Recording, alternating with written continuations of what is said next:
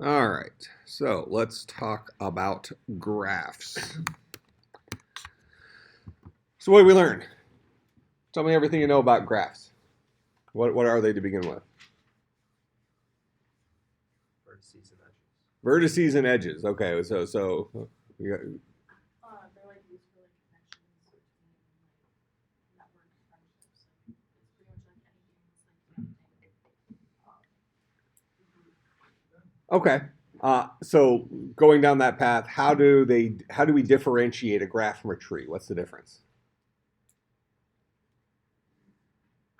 Well, a tree like they tend to have like parents and children, whereas graphs it's more just like it has edges and vertices. It's just all vertices and edges, and it can be connected. Like there's no maximum amount of adjacent vertices. It can be like there could be one vertex A and it can be connected to like 5 other vertices. Okay. So we have this idea of a tree grows out, right? And you don't really have this idea of having some child way down low in the tree kind of connecting way back up somewhere else. At that point, it's not a tree anymore, right? It's something new. It's probably starting to become a graph. It probably is a graph at that point. It was just a graph that looked a lot like a tree early on. All right, so graphs are really almost like unorganized trees, right? With a lot more stuff. Well, the potential for more stuff. Now, because of that, now trees have been fairly easy to work with because they're organized, right?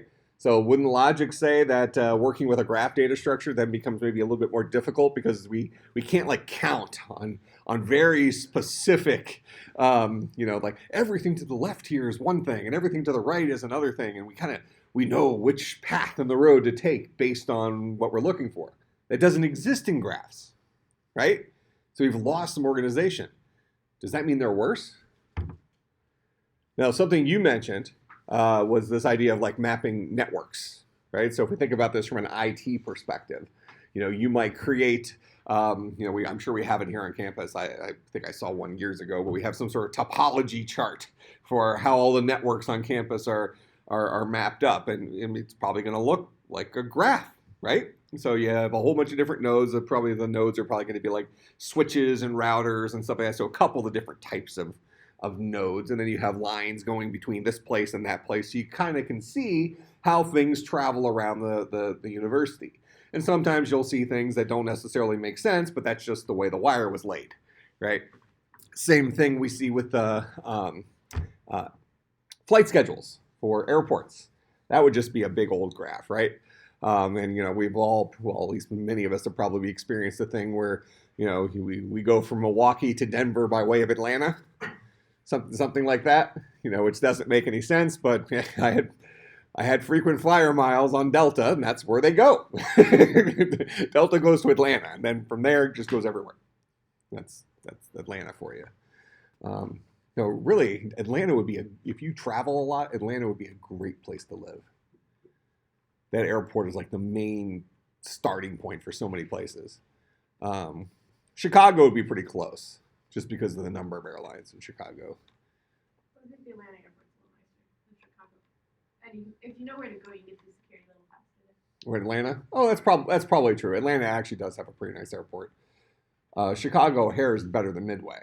Well, definitely, yeah. I've just had better experiences in Atlanta. Oh. What about New York? Never been there. Oh my gosh, it's New York is like the worst pair of airports. So JFK is actually pretty nice.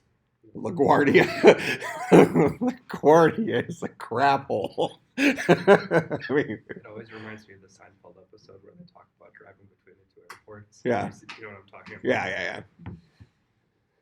I mean, how many of you have flown into LaGuardia before? I mean, that is a junky airport. I mean, it looks like they haven't changed it since the 70s. It's bad. And there's always construction, but you think it's construction, like they're upgrading? No, I think that's like they're holding walls up. It's like, And then you take the taxi over to JFK. Well, that's what I did. And I was like, well, when you were flying international? yeah. So, okay, yeah. To get the flight from Milwaukee to LaGuardia, yeah. So, because all the Milwaukee flights go into LaGuardia. You got to go to Chicago to get to JFK. But that's actually a really easy connection. Have you ever flown from Milwaukee to Chicago?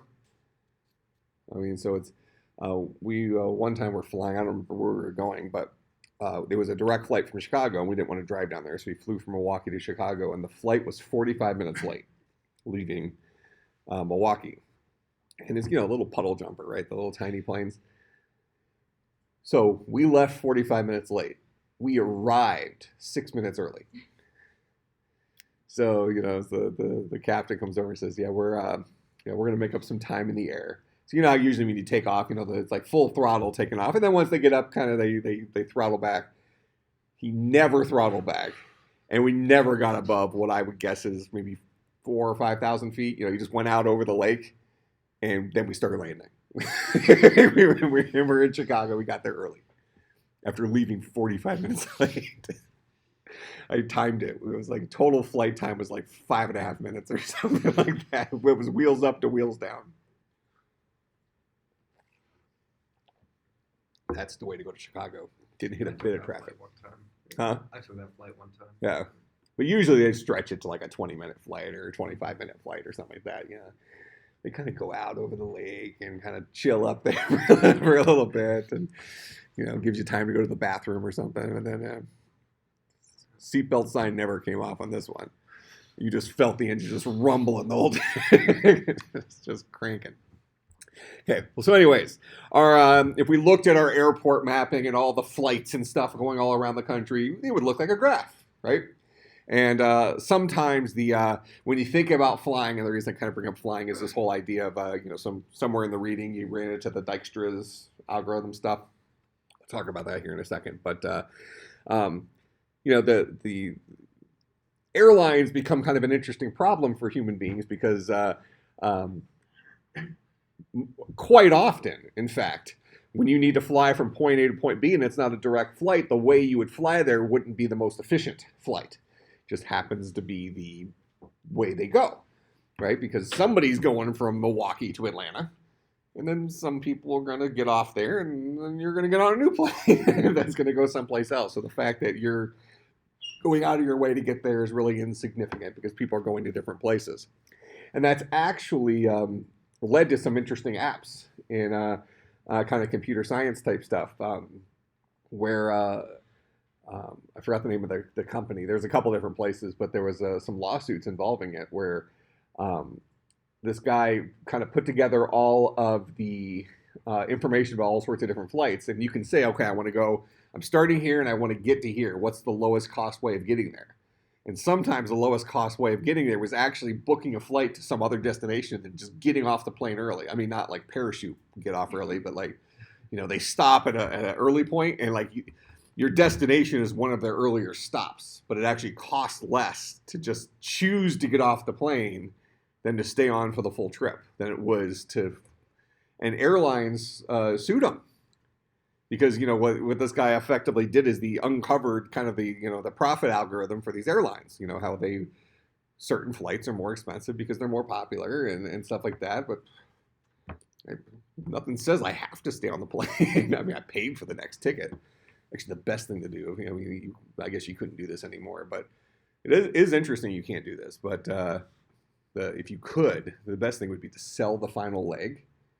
If you didn't have all these security checks and some of that, I mean, you almost get like a free flight out of it because like somebody's like last minute desperate to get on that last leg that I wasn't going to use it anyways. On what grounds did they sue them even?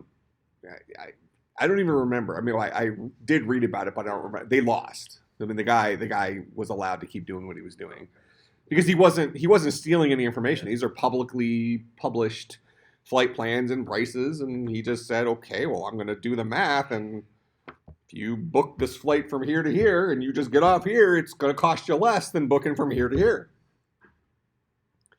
But then I think the airlines were complaining it was hurting their profit because those flights that last leg that had, let's say 5 people got off, were flying less full.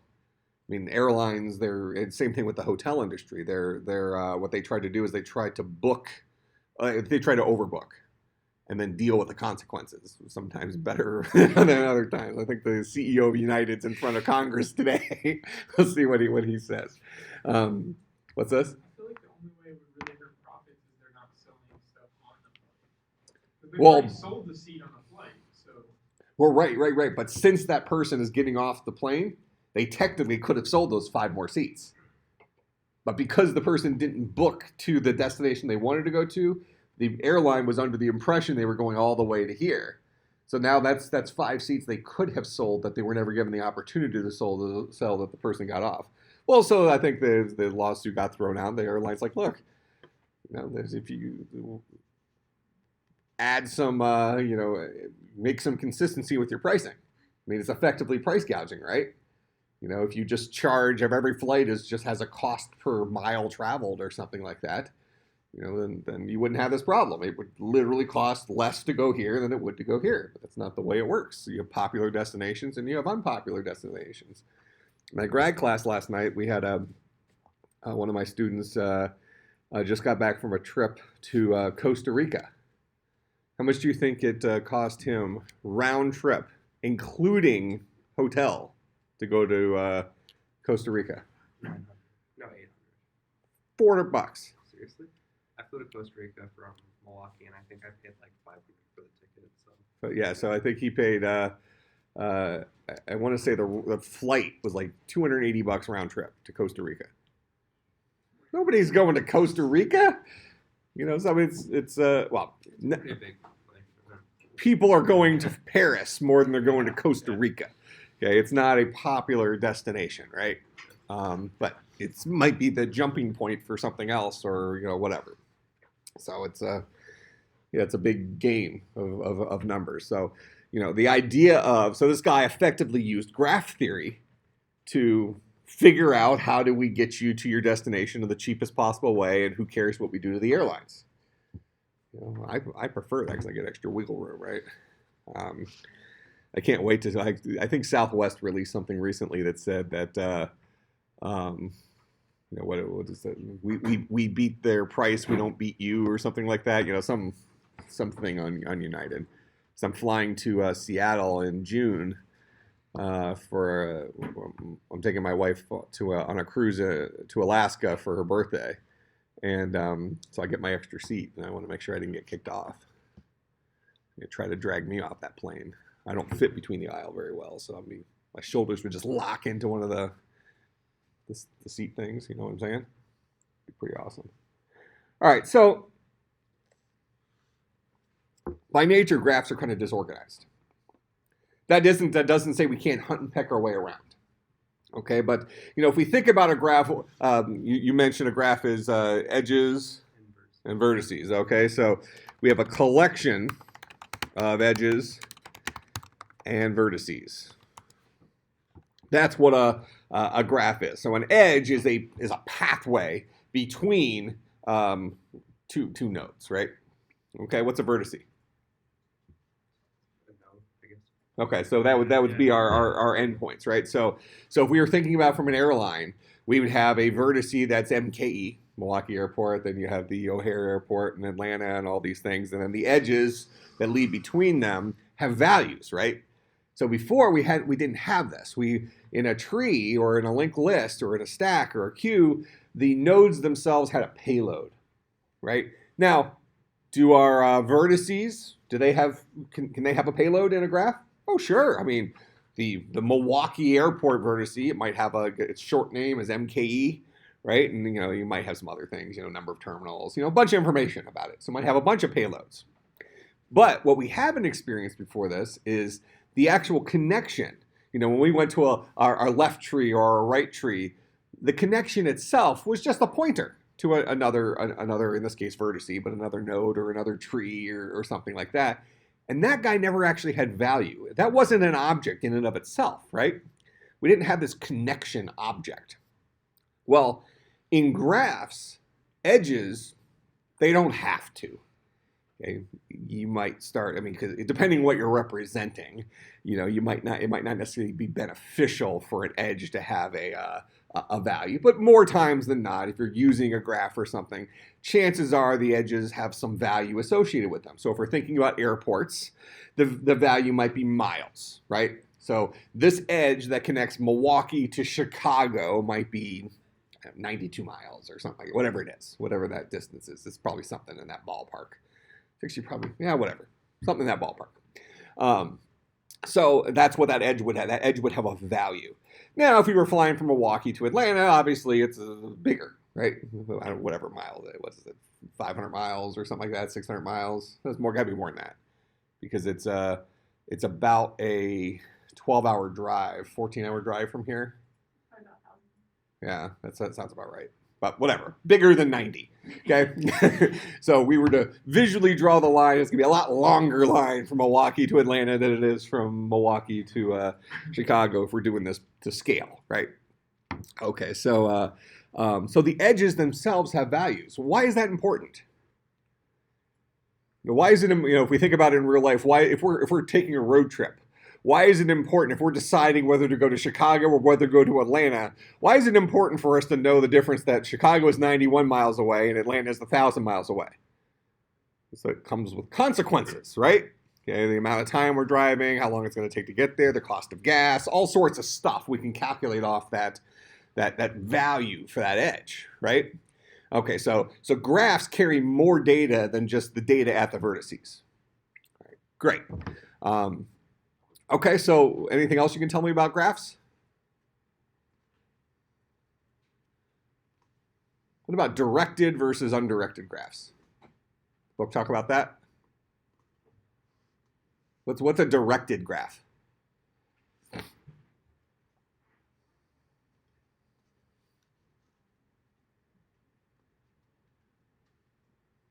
Did you read it? Didn't read it. Yeah, I'm just. Are you lying? Cyclical and acyclical. That's You're- not directed. Okay, well, so tell me about that then.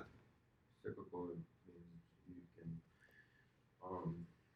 essentially, the starting node ends up being, There's a loop. yeah, You can get back. and acyclical. That is not a guarantee that you can get back. So the idea would be there are graphs where everything's connected up. It's like it's a fully connected. If you stretched it, it would have no like hanging wires or something. But now, why is that important? You can get everywhere from anywhere. Yeah. So from anywhere, any starting point, you can get to any ending point. Now, is that in some of the examples we've shown so far with airports? Is that a true statement? Not indirectly, possibly, right? Possibly, but not directly.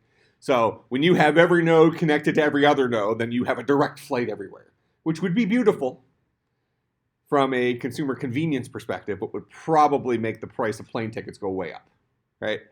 We typically don't think about that. Like, well, why isn't there a direct flight from Milwaukee to Costa Rica? Well, 7 people are going to Costa Rica, and we're going to fly them out of Chicago, or we're going to fly them out of where to fly out of? Atlanta probably. It might have. I don't know. Yeah, Chicago usually does the big hops. Atlanta kind of just takes you. Yeah, I mean Chicago and LaGuardia and LAX have LaGuardia and JFK have. They're the big. That's where you'll fly to probably like Paris. You have like 30 different flights or something. Atlanta has flights to Paris, but if you're going to those places, you go out of those big ones. Toronto has actually become a big airport. I heard recently that you can take a lot of the cost off an international trip by flying to Canada first. I feel like that isn't that bad of a deal. Yeah, we flew when we went to Israel last June. We flew out of Toronto, so we flew here to Toronto.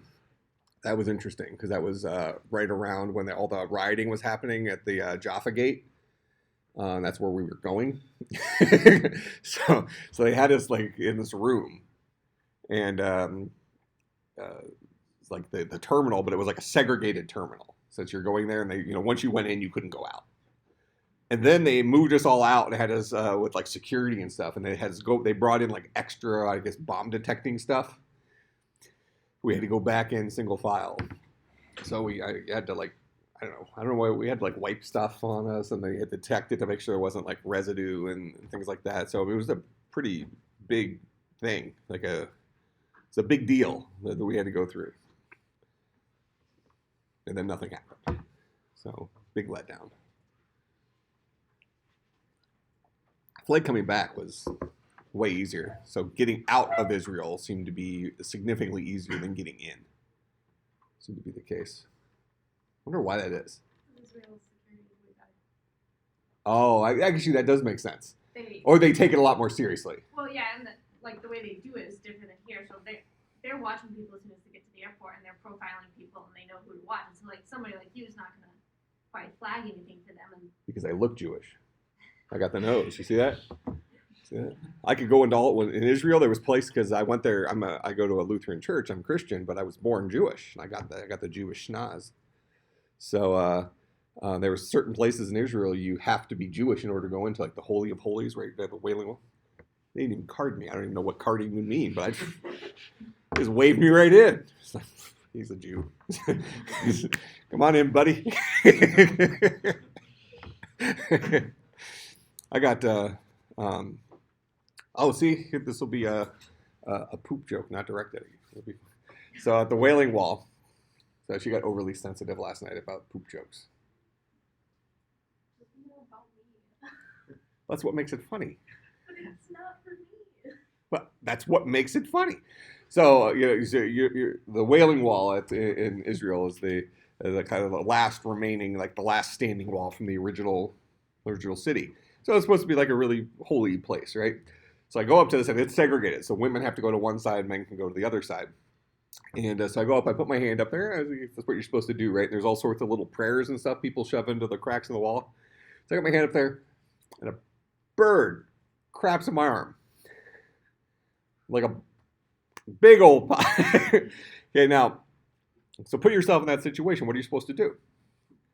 Okay, so I mean, there's Israeli guards and stuff all the place with guns. I mean, you're not going to stand there and wipe your arm on a national monument, right? So you can't do that. So I'm standing there with just and then when you're going into the Holy of Holies right next to it, so I had my ID card right here, and I still got poop in my arm. And you pick up a yarmulke.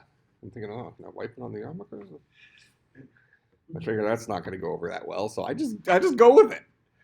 So when I went back, I had my wife clean me up. It's like a little 5-year-old coming back. And actually, it's exactly how it went down. She got the little wet wipes out, and traveling with me is like traveling with a 5-year-old. Especially when you consider I bring my dolls, like the planes and stuff. But yeah, what were we talking about? Oh, edges and vertices. So edges have values, right? Okay, so we care about at least one value. Usually it's some sort of weight or distance or power or something like that. Maybe it's a number of connections. So if we're thinking about a network, maybe you have multiple, Cat5 lines or something like that going between 2 points, and you might represent them as a single edge with a number of lines. Now, I did ask the question about directed versus undirected, and I kind of brought up this idea that it'd be great if we had direct flights everywhere, right? But we don't. So a directed graph says that an edge that leads from one vertex to another has a direction associated with it. So for instance, there might be a direct flight from Milwaukee to Atlanta, but there might not necessarily be a direct flight from Atlanta back to Milwaukee. There is, but let's just use that as the example, right? So I might fly out from here to get to Atlanta to get to someplace else. But when I go back, it might be Atlanta to Chicago back to Milwaukee or something like that. So with that in mind, to represent those connections, a connection wouldn't be a two-way connection. We'd have the connection going outwards directionally to the southeast coming out of Milwaukee to Atlanta. And then the connection back would be Atlanta to Chicago, then to Milwaukee. Make sense? So at that point, if we were to traverse an edge, we can only traverse it in the direction that edge allowed. In a unidirected graph, edges are two-way. No harm, no foul. And the reality when we talk about roads, in general, you do have the idea of one-way streets and stuff like that, but usually that's once you get into a town. There aren't a whole lot of I don't know for sure it doesn't exist, but I can't think of any examples of a one-way interstate. Where literally this road goes south, but it does not go north. So if you think about GPS and things like that, that would probably be represented as a unidirectional graph, where we can follow that edge we can take 43 south, or we can take 43 north. Every now and then there might be construction or a road's closed or something like that in one direction, but generally speaking, those connections go both ways. We can go Mequon to Milwaukee. We can go Milwaukee to Mequon using that same street, 43. Okay. What implications does that have if we have a directed graph versus a unidirected graph or a unidirectional graph? Is one better or worse than the other? How do we represent direction? Let's go that route. How do we say let's just kind of put it into I'm the Milwaukee airport, so I'm that vertice. You're Atlanta. Okay. How do we say that there is an edge that leads from me to you, but not an edge that leads from you to me? Instead, you go to Chicago. So he's Chicago. This is actually pretty much geographically correct, but it's not to scale. Okay. So you have an edge that goes to Chicago, and Chicago is an edge that goes to me. All right. So how do we represent that? How does the data structure work? I'm a vertice, you're a vertice, you're a vertice. We kind of look into our inventory, so we'll make this a video game again. Okay, you look into your inventory. What do you have in your inventory? What do I have in my inventory? What does he have in his inventory? Go ahead. I just have a pointer just to him, you just to me. Okay, so you have a pointer to that vertice? Yes. Okay. Like I'm connected, I guess, with almost like a linked list, right? In a way. Almost like a linked list. Why do you need more than a pointer? So you could say, yeah, I know about him, but why do you need more than just a pointer to him? Why do you need more than just his address? Your edge has information about how long. Yeah, so you have to keep that address of him inside of a new container. So you get a piece of Tupperware that you hold on to, and inside that it's got him and then the distance to him, probably, if we're talking about air travel or something like that, right? So you have an edge to him. And you probably have edges to other places, but in this case, we're post-apocalyptic. The only 3 cities that are left are these, and right? Yeah. All right. So I have in my collection one edge. That edge is directionally leads to you. Okay. So from my perspective, I have an edge. And when I say it directionally leads to you, how do I represent that directionality of it?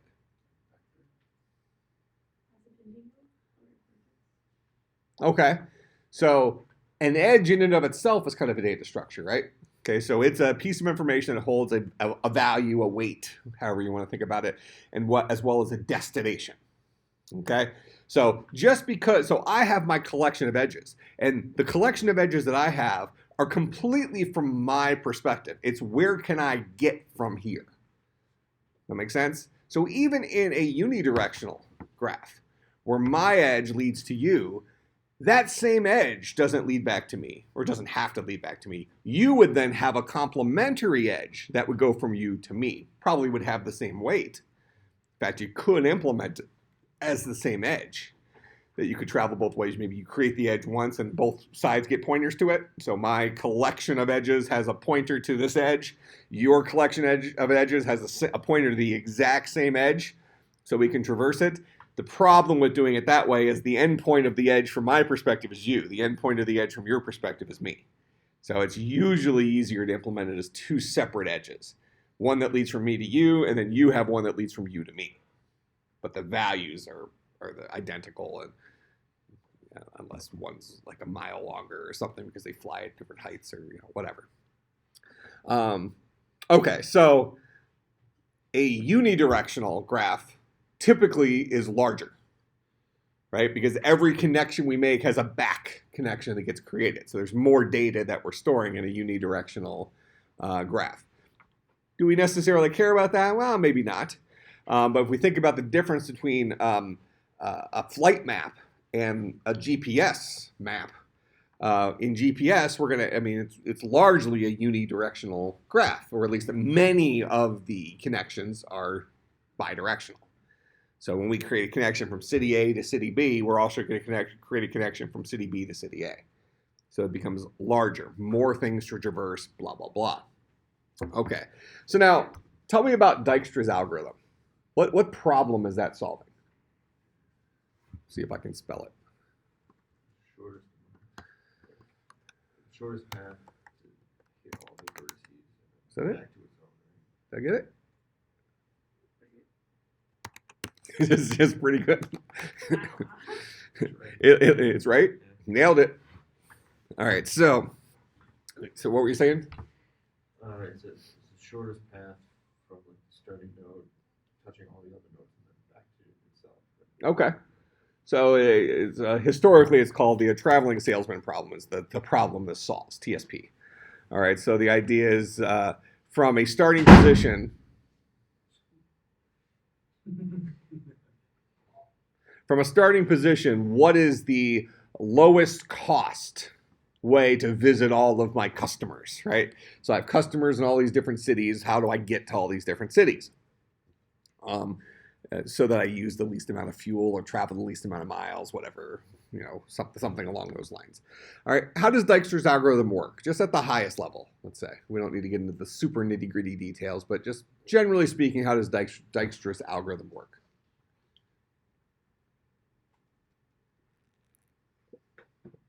So here's my towns right here. Okay. So this is let's see. I'm going to be. Let's see where would he be. Okay. So I'm Grafton. He's Mequon. He's Germantown, and you're Glendale. Okay. That's close to correct, I think, ish. Except I should be a little scooted over here. All right. So, and we're going to start from Grafton. All right, so I need to visit each of these other towns and then ultimately come back home in order to do my job. Okay, but this is unidirectional, right? I can choose to go here first, or I can choose to go here first. Okay, and then from there he can go to there, or he can go to there, so on and so forth. How does Dijkstra's algorithm actually accomplish this job? Take me through the generalistic steps. Doesn't each edge have like either a weight to it, and then you would just add up the path? So if like from you to me it's 4, and then you to is 2, you would, Yeah, so there's a distance difference, right? So maybe it's 2 to get there, it's 3 to get there, it's 5 to get there, or something like that, and then we have weights in between them. Okay, but from me right here. What are my choices? I can travel to 3 different destinations, potentially. We might say that there is no way to get to Glendale directly from Grafton. Instead, we have to go through. So, we can say that my starting points, I might have 2 choices initially. I can either go to Mequon first, or I can go to Germantown first. Right? All right. And so I said he was, a 3 and you're a 2? Something like that? Then I would become predecessor point for you to get to Glendale. All right, so I have 2 choices at the beginning. So I can go, so I'm starting at Grafton. So I can go Grafton to Mequon. And then I can also do Grafton to Germantown. I start both of those tracks, right? So is that kind of a recursive call? I'm going to go here, I'm going to go here. I'm going to pretend like I'm going in those directions. Okay, now what?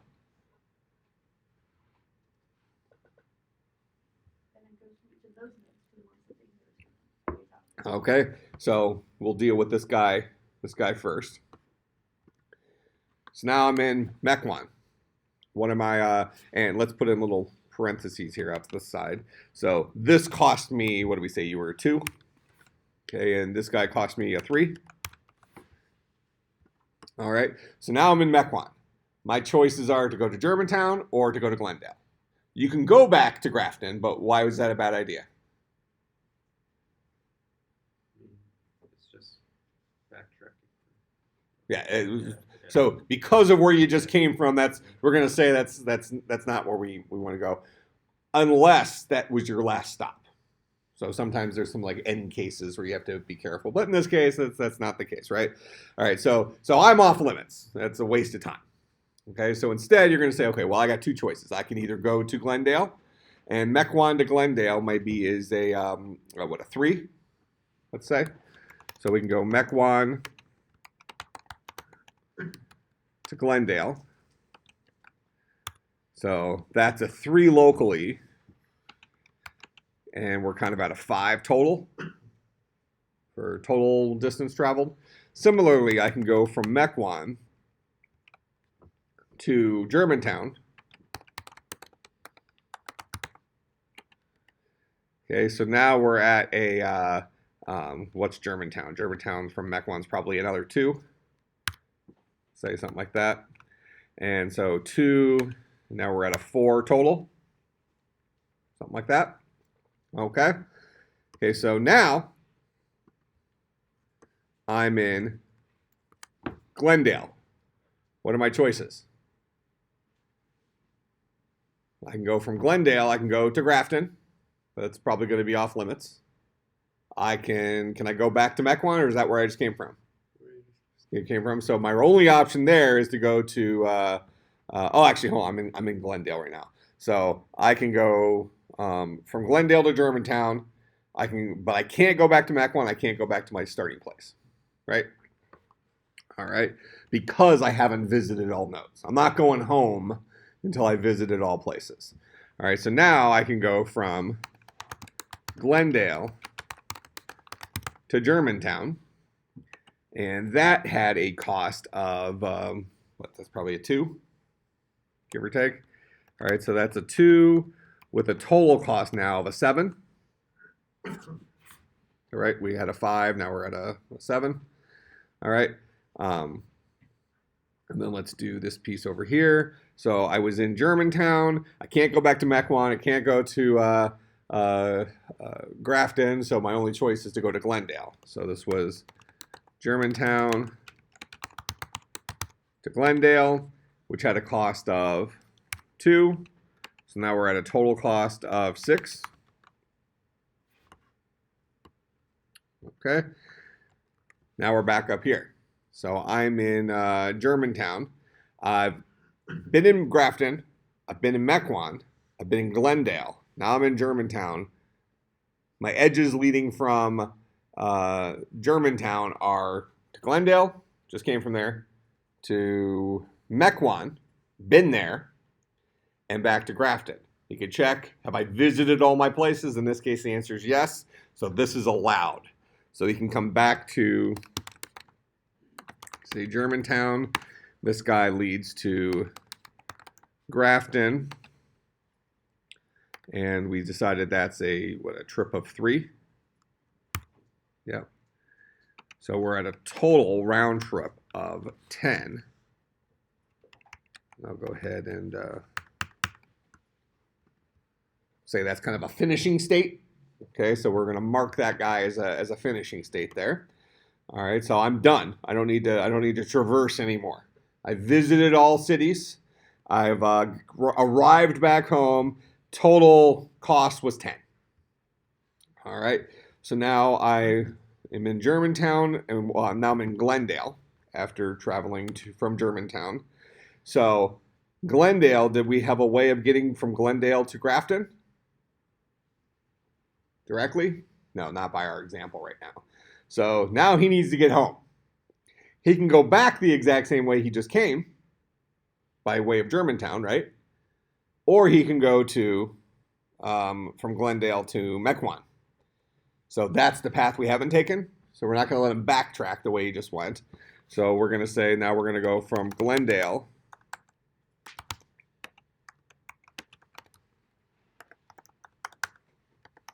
to Mequon. Glendale to Mequon, we've advertised as a cost of 2. So now we're at an 8. Okay, we're still not home. From Mequon, what are my choices? I can go from Mequon to Germantown. Already did that, so I'm not allowed to travel that way again.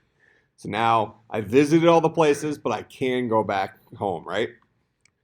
So now I'm going to say Mequon to Grafton, and this was a cost of 2 for a total of a 10.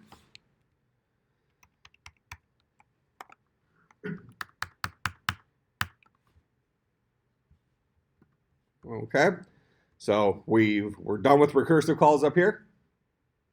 We visited all the places starting from either Mequon well, from Grafton to Mequon, that's our starting point.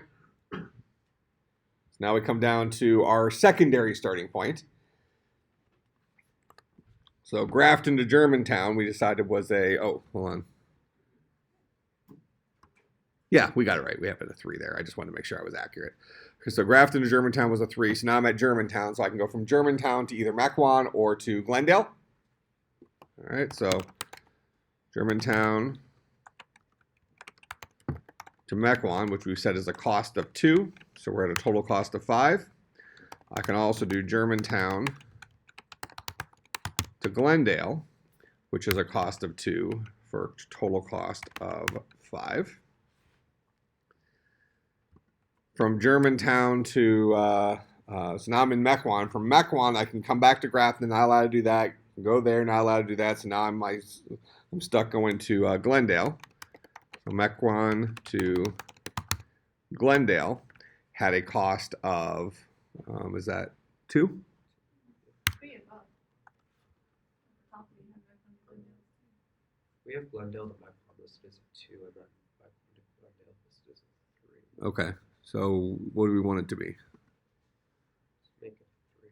Make it a 3, so we need to update our stuff. All right, so that's the only one here. So this line is correct. It's Mequon to Glendale here. That's the incorrect one, right? So this was a 9. And then this would be an 11. We correct now? Okay. So Germantown to, or Mequon to Glendale is a 3. So now we're at a maximum cost of 8. That actually worked out better anyways. so now we're at a maximum cost of 8 for there. So now I'm in Glendale. From Glendale, I can go back to Mequon. I can go to Germantown. We don't have a path that goes directly to me, so we're going to go from Glendale to Germantown.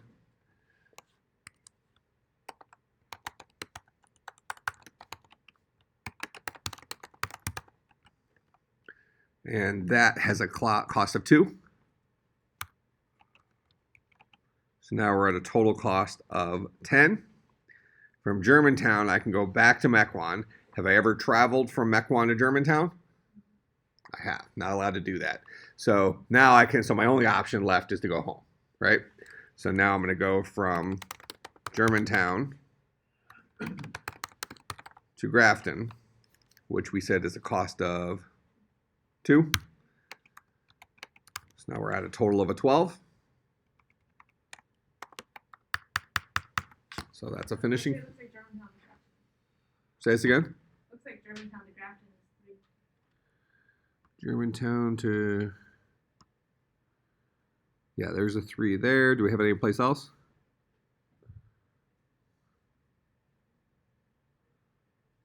Oh yeah, right there. Okay, so we just need to make it accurate in this last spot. So it's the 13. Okay.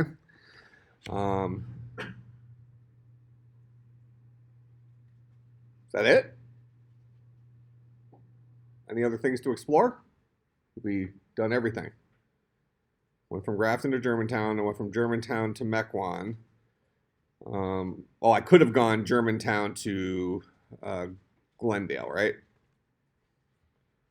Oh, I bet you it's down there. I just can't see it. So I would have thought I would have written it originally. Yeah, I did.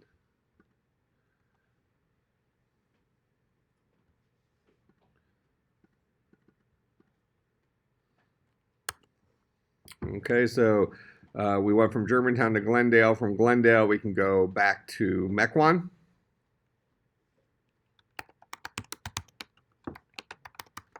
And Glendale to Mequon is a 3. For a total cost of 8 right now. So I'm in Mequon. From Mequon, I can go to Germantown, but I've already been to Germantown, so my only other option is to come back home. Well, I can go to Glendale too. Just came from there, already been there, blah, blah, blah. So Mequon to Grafton, that's a 2.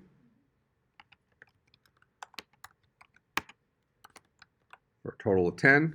and now we're home. So I look at my completion states. I have 2 that are 10. I have an 11. I have a 13. So these are bad news. The 2 that were 10s, either one of those is reasonable. So I can go from Grafton to Mequon, Mequon to Glendale, Glendale to Germantown, then Germantown back home. Kind of actually makes some sense, right?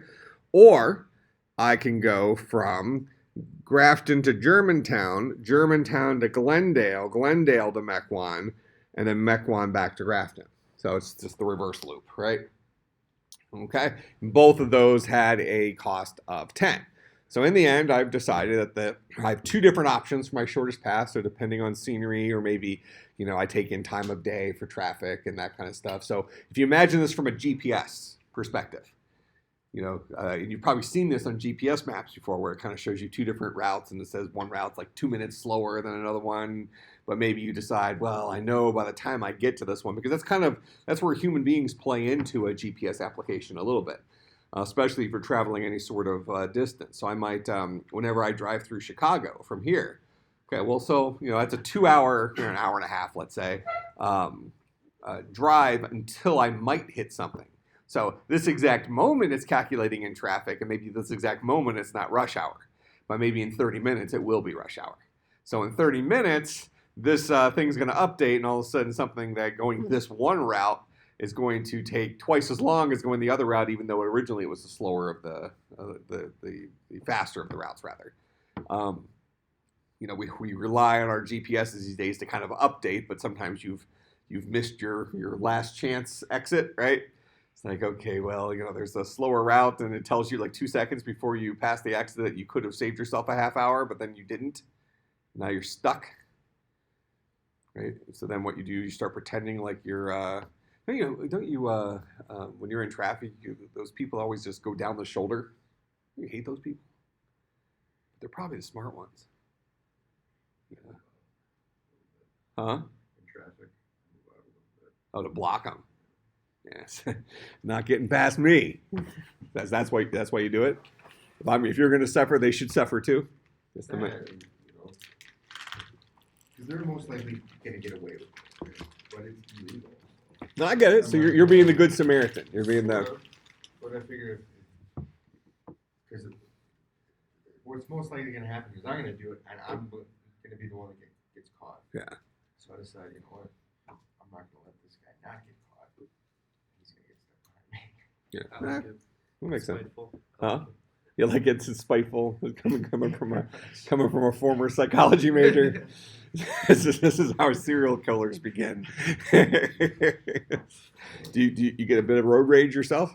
No. Really? Just kind of chill there. Put your VR headset on. That's going to be the best thing ever once we have the self-driving cars. You could just sit there in your car with a VR helmet on watching movies, so you can't even look out the windshield. Well, that'd be awesome. I feel like you get motion sickness. Really? Yeah. Yeah, I feel like I've lucked out. I haven't gotten motion sickness yet in VR, so I've I feel like I might be built for VR. That's fair enough. Yeah. Actually, self-driving cars have a VR headset inside. A self-driving car would be pretty sweet. I mean, that's actually where I think some of the killer applications are for VR. It's not, the games are interesting. I mean, it's fun enough to go and play with some of these games, but it's, in my mind, it's kind of similar to the Nintendo Wii, where it's fun at first, but at the end of the day, when you play video games, you kind of want to just chill on the couch and play a video game, right? If you're working up a sweat playing a video game, I mean, you're kind of in I want to be lazy mode when you're playing video games, right? So this past weekend, I had my the VR stuff. I was in Champaign, Illinois, visiting my family. It was my niece's birthday party, and I had the Oculus Rift set up in my parents' basement, and they have a finished basement. So I was down there, and my oldest nephew Asher he went through the tutorial and was playing Robo Recall on the Oculus. Now, I play Robo Recall for maybe 20 minutes at a clip or something like that. I mean, you get tired. It's not so much tired as you're hot, right? So I'm supposed to be supervising, right? So I fall asleep. I fall asleep for 2 hours. Woke up, kid was still in there. He played Robo Recall for 4 straight hours before his dad finally pulled him out. It's amazing how much energy kids have. And he's not like what you would call like a super fit kid. He's a bigger, he kind of takes after me. He's a little husky. It was a great workout for that kid. But I think the killer app for VR really is home entertainment. So you think about your house, and so how many of you have a big screen TV at home of some size? So maybe you have a 40-inch or a 50-inch TV or 60-inch TV. How big is your TV? 72? Oh, okay, 72-inch TV. Why don't you have bigger? Oh, okay, we had like a 56 or whatever, but my dad, for the past 10, 15 years, he's wanted audio entertainment center. Okay. So he finally got it, and we got like a huge TV, everything. Okay, but why didn't you go bigger than 72? Why did he stop there? I don't know. Well, what's the speculation? That's good enough. Maybe that it's just like really big, but he has said after he got it that he should get bigger, but at the same time he's joking. But if you go to the store and you look at TVs, the price breakdown starts. You may be up to a certain size. It's like a reasonable price. Maybe going from a 42 to a 50 really isn't that big of a jump. And from a 50 to a 55, not that big of a jump. 55 to 60 to a 65, maybe even to a 70, not that big of a jump. Then you go to an 80, it's like, 5 times the cost. Somewhere in there's a jump, right? Now that's you said you have a 72-inch TV, right? Okay. Why don't you have, let's say money was no object. Why don't you have a 100-foot screen? Well, Like a movie theater. space also. Space. You don't have a room that's big enough for that. I want to sit 15 feet away from it. Depends on benefit for the TV too. So if you choose the biggest TV, so it doesn't have a good entertainment either. Well, with VR, Well, you can watch Netflix on a 100-foot screen inside of a coat closet if you want to. You don't need the space.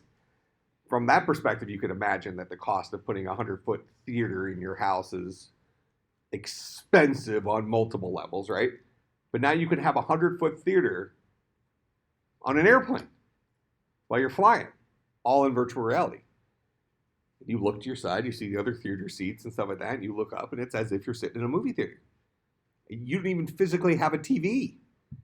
This is being driven off your phone, or driven off of a laptop, or driven off of a PC. So, I think that's really what it's going to do. It's going to revolutionize the home entertainment thing, where you go into your house, you have 4 seats in your couch in your house, and behind each one's a little headset. You put the headset on, and now you're basically in a movie theater watching TV, but now you're in a collaborative space. There's an app in VR called Big Screen where you can talk to other people that are in there. So now, instead of you actually talking to the actual person sitting next to you in real life, you turn to them, you see them, but you see their avatar, and you're talking to them in virtual space. It's no worse than texting across the table, right? But I really think that's where the killer application comes in for some of this stuff, because especially with the advent of like tiny homes, you've heard of these things, so people are trying to. Tiny homes make sense for all sorts of reasons, right?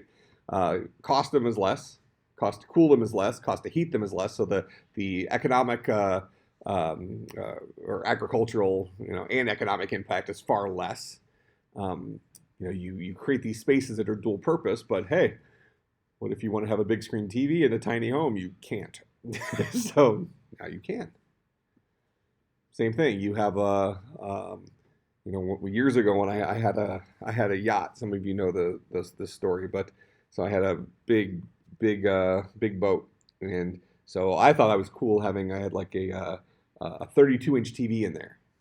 That's like big at the time. It was pretty big for a boat. Well, now I got a 100-foot screen in a yacht. So the VR helmet. Awesome, right?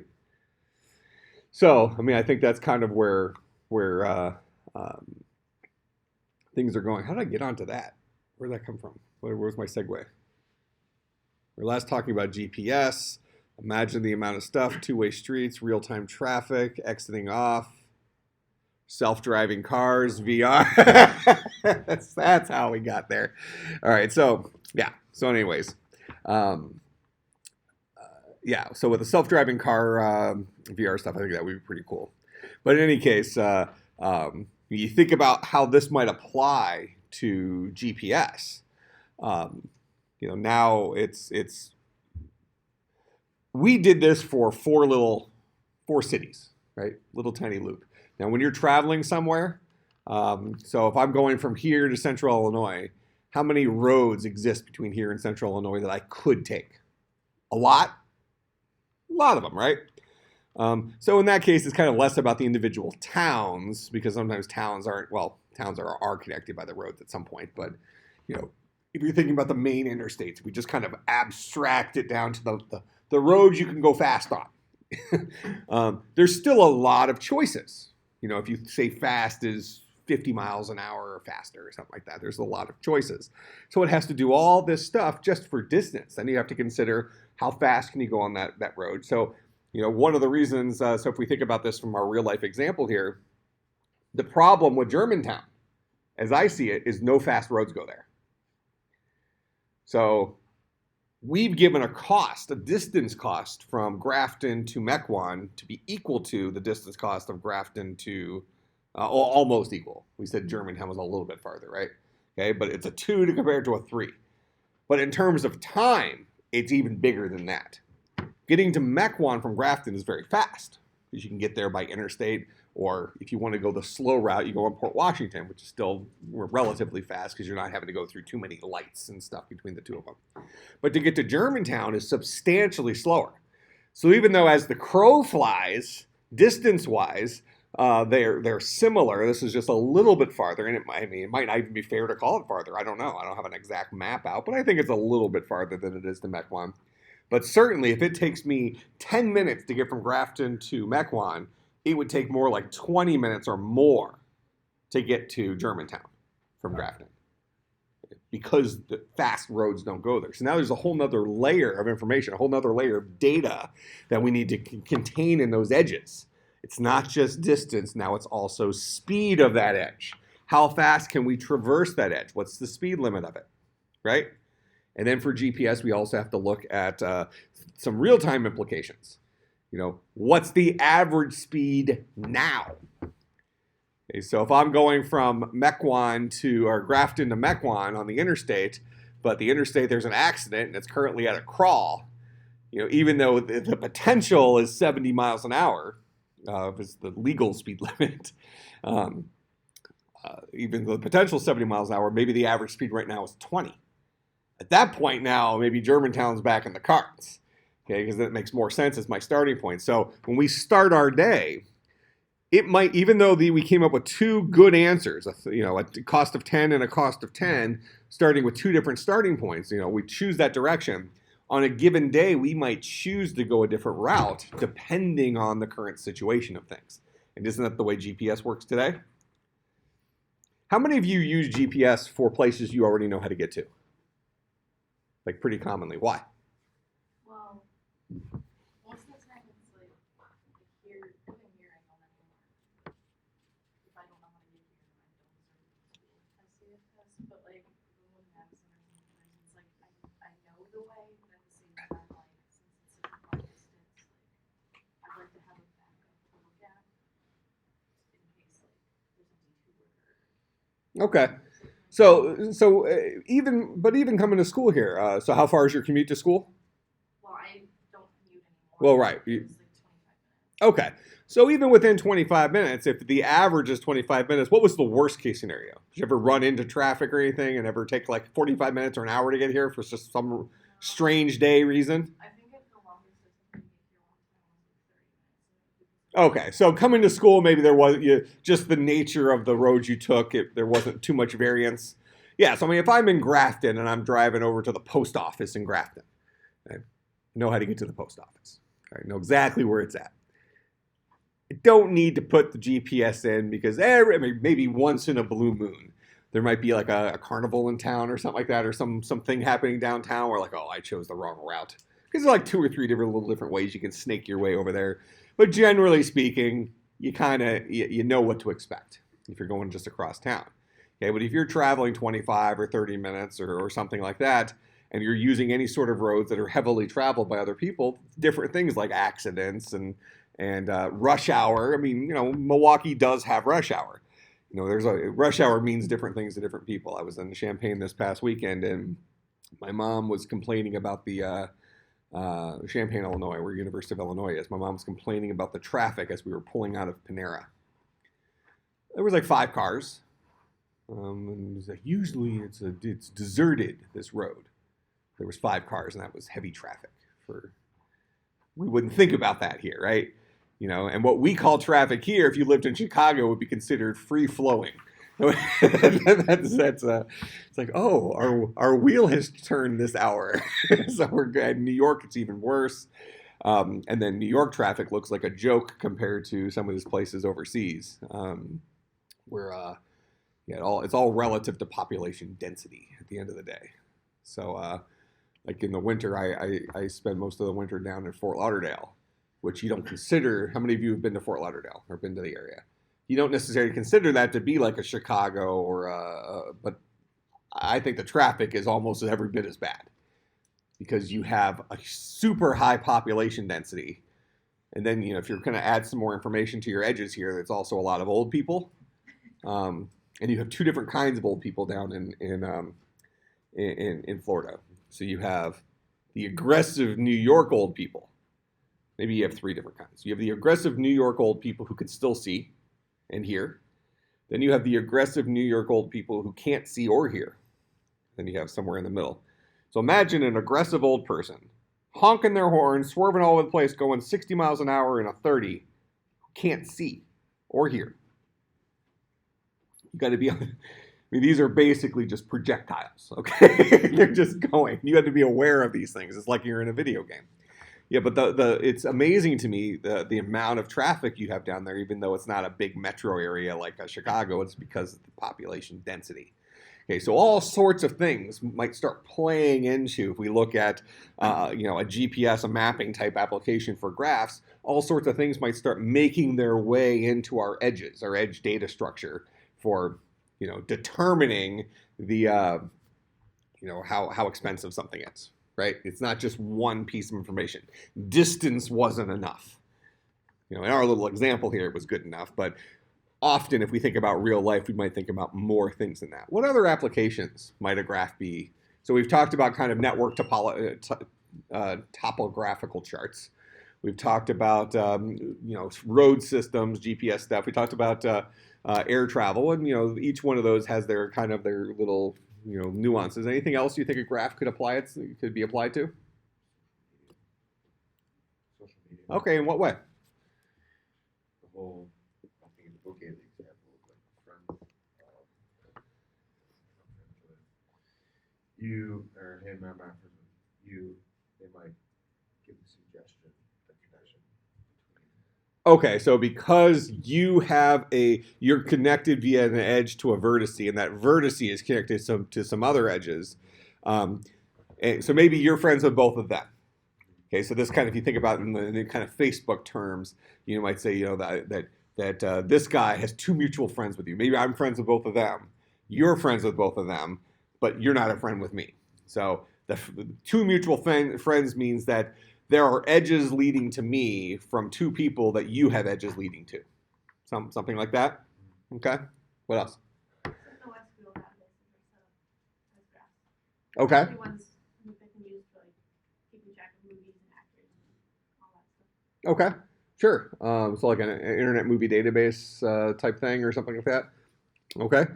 Anything that kind of goes, you know, maybe a little bit more outside the box you can think of as go ahead. You could sort of think about like the school itself, like the hallways and the classrooms, the vertices in the hallways, like your route to the certain classrooms. Yeah, I mean, so we could think of like a map of campus or something like that, but even just the idea, so now we're kind of moving maybe towards, a video gamey type thing where, so like I usually do it in some classes. Did we do a dungeon crawler last semester?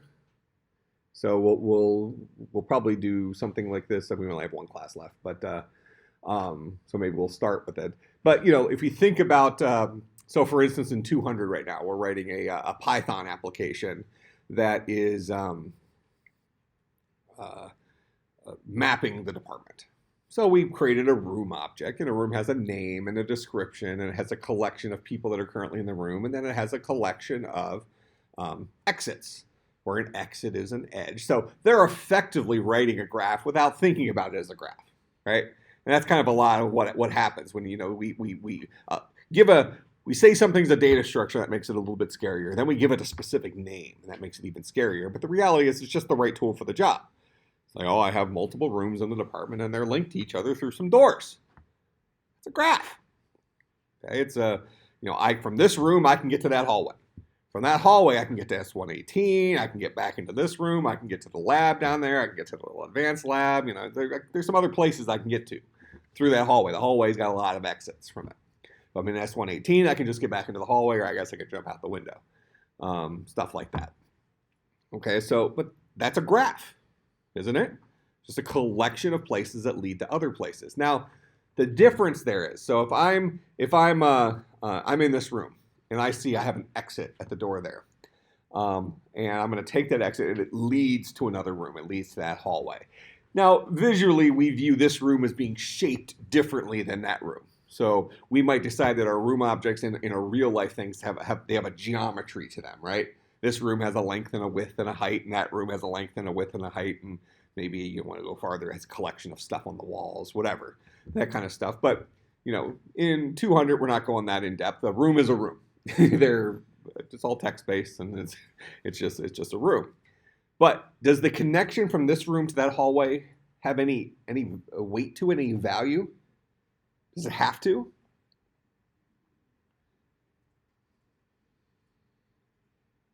We can implement it as a graph, and we can say that an exit is an edge, right? So I'm a room, I have a collection of exits. And what's an exit? Well, an exit is my vocabulary for this, that it's what I'm calling my edges. And it leads to another place. It leads to a destination when I take that edge. Now, what information might that edge hold? Or do I just give a pointer to that place?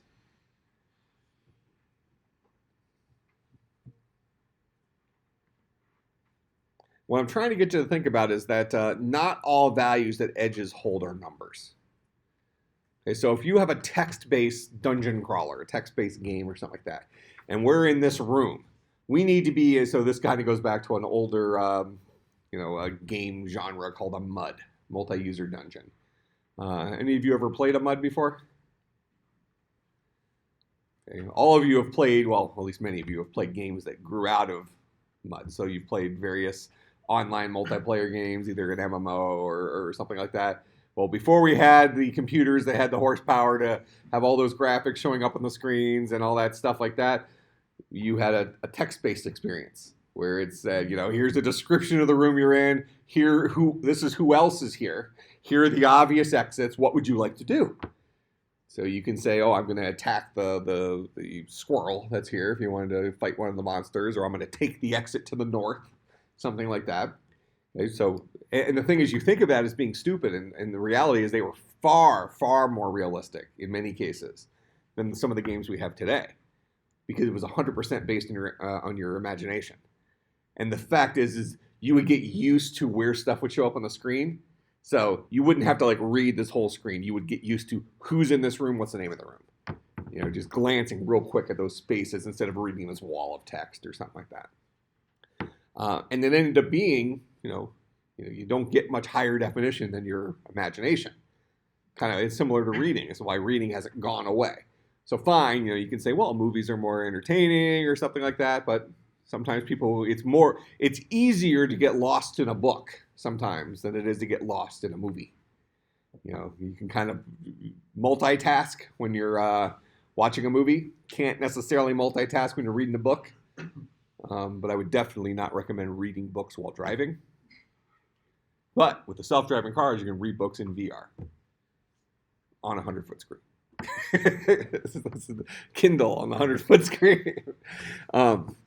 So the idea there is so when we're thinking about the edge that leads from this room to that hallway, what value does that edge have? Could it be the direction? Maybe from the perspective, if I just assume that's north, there's an exit to the north. That's that door that leads to that hallway. From that hallway, there's an exit to the south that leads back to this room. There's an exit to the north that leads to the hall, the Mac lab. There's an exit to the west down there that leads into the S118, that kind of stuff. So now the values associated with our edges are directions instead of numbers. Okay, so for next class, we want to create a graph implementation in Android. So a graph is going to have a vertices. Is that how you spell it? Vertices? If it's singular, it'd be vertex. Vertex, yeah. Here, vertices. Collection of vertices. So each vertex has a collection of vertices, right?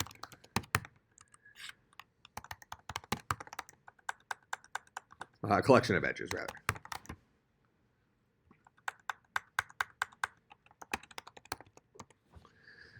Okay, each vertex has a collection of edges.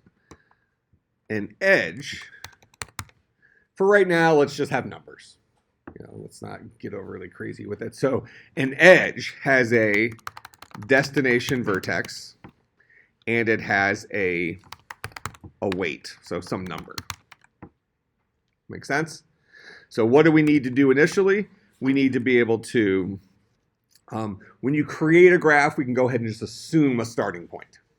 All right, something she mentioned earlier, if you have completely connected graphs, you can start anywhere, so you can kind of, jump into the graph from any individual point.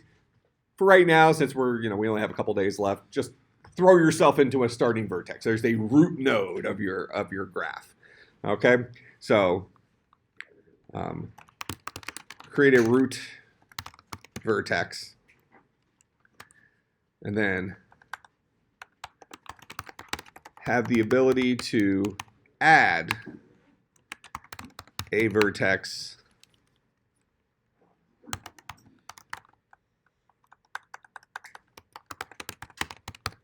with an edge. All right, so what we're going to do here, actually let's do this, let's put this in multiple sentences.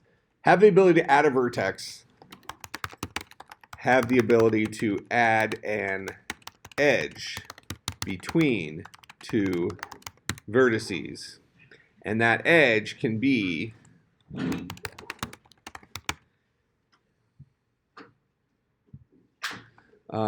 for right now, let's say edge is always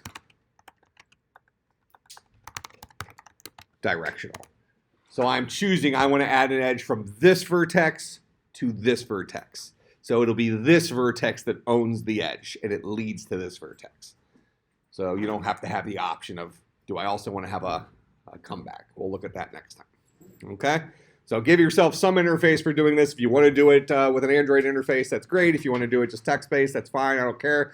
Give yourself a graph data structure for us to build off of for next time. Sound good? All right. I will see everybody on Thursday. Remember, tomorrow, and Thursday at 6 to 10 p.m. in Pharmacy Building is the senior seminar presentations. Remember, you get extra credit, 1% per presentation you attend.